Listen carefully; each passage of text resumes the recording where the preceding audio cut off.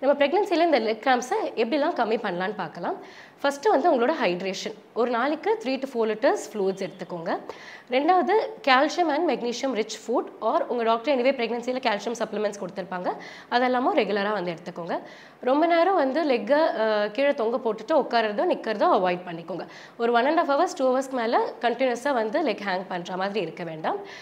அப்படி நீங்கள் வந்து உட்காந்து வேலை பண்ணுற மாதிரி இருந்தாலும் அப்பப்போ லெக் ஸ்ட்ரெச் பண்ணிக்கிறது, இல்லை ஒரு ஸ்டூல் ஒரு சோஃபாவில் கால் நீட்டிக்கிறது, இந்த மாதிரி உங்கள் பொசிஷனை ஆல்டர் பண்ணிக்கலாம்.